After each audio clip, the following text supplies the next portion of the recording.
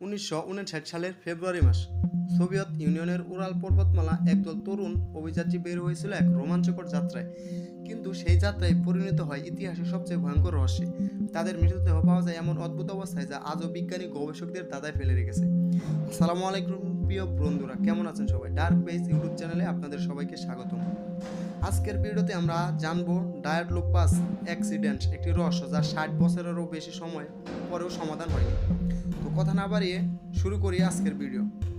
দলের নেতৃত্বে ছিলেন ইগর ডায়াডলুপ, বয়স মাত্র 30 বছর। মোট 10 জন শিক্ষার্থী ও গবেষক উরাল পলিটেকনিক ইনস্টিটিউট থেকে অভিযানে যোগ দেয়।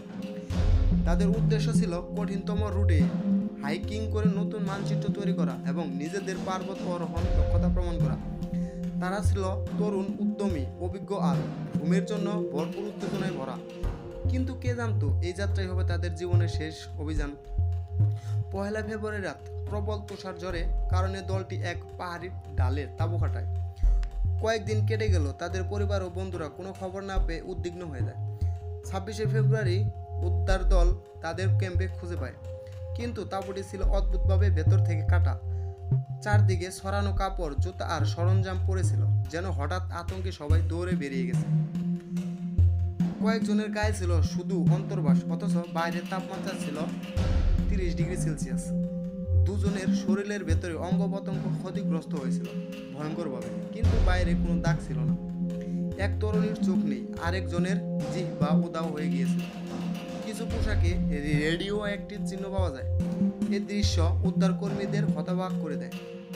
সোভিয়েত সরকার দ্রুত তদন্ত শুরু করে, কিন্তু অফিসিয়ালি রিপোর্ট শুধু লেখায় তাদের মৃত্যু ঘটেছে কোনো এক অজানা শক্তির কারণে।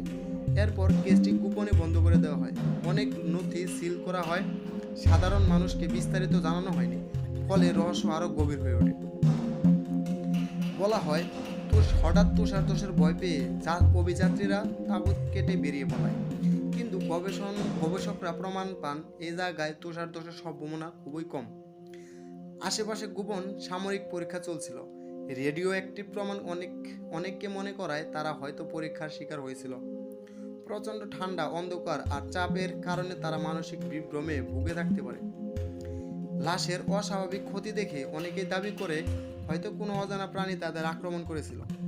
স্থানীয় কিছু মানুষ সেই রাতে আকাশে অদ্ভুত কমলা আলো দেখেছিল, ফলে অনেক গবেষক এটিকে ভিনগ্রহী কার্যকলাপ বলে মনে করেন।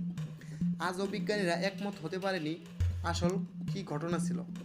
2019 সালে নতুন গবেষণায় বলা হয় আংশিক তুষারধস সম্ভবত প্রধান কারণ, কিন্তু চোখ, জিহ্বা হারানো, রেডিও অ্যাক্টিভ প্রমাণ এগুলো এখনও ব্যাখ্যা করা যায়নি।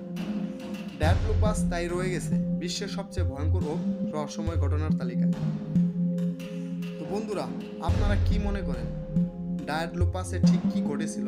তুষারধস, সামরিক পরীক্ষা নাকি কোনো ভিনগ্রহী শক্তি? আপনার মতামত অবশ্যই জানাবেন কমেন্ট সেকশনে।